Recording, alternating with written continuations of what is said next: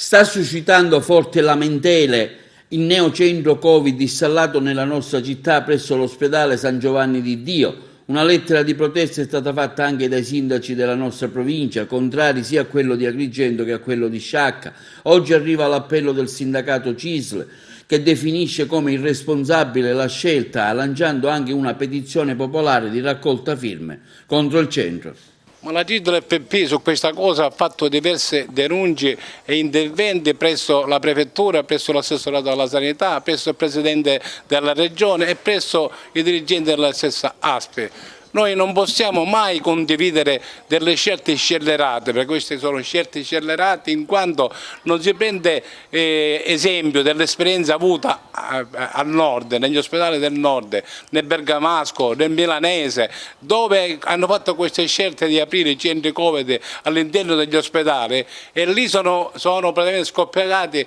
scoppiati i focolai che hanno portato alla distruzione e alla morte di tante persone. Noi mai possiamo condividere una scelta del genere, anzi noi come CISL di Funzione Pubblica in uno spirito di collaborazione abbiamo suggerito che non abbiamo una struttura come il PO di l'ex presidio ospedaliero di Ribera in cui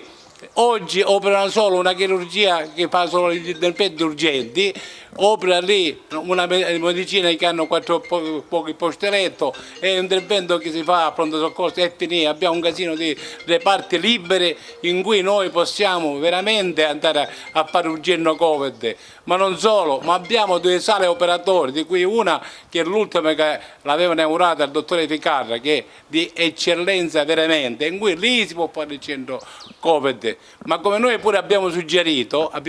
che noi abbiamo un parcheggio che è di fronte ai magazzini del Dipartimento di Farmacia, in cui si può togliere il parcheggio, fare intervenire la protezione civile e fare un campo con le tende fino a quando durerà questo benedetto coronavirus. Dopo di ciò si smonta. Noi oggi stiamo rischiando di distruggere il San Giovanni di Dio. La gente è piena di paura e poi terzo piano, leggiamo che nell'ascensore c'è messo non fermatevi a terzo piano e se si stacca il volantino messo nell'ascensore le persone scendono a terzo piano. Abbiamo la sala parto dove dovrebbero partorire questi che sono positive vicino all'oncologia, ma di cosa stiamo parlando? Sono scelte scellerate e noi invitiamo l'azienda a rivedere queste decisioni, anche perché io devo dire con rispetto, abbiamo a che fare con persone che veramente disponibile come il dottore Alessandro Mazzara, che è direttore generale della Facente Funzione, si è dimostrato essere una persona disponibile. Dunque per me personalmente, se tu vuoi il mio parere, queste sono scelte fatte dalla politica. Ed è uno schifo che la politica agrigentina sta abbandonando il territorio di Agrigento.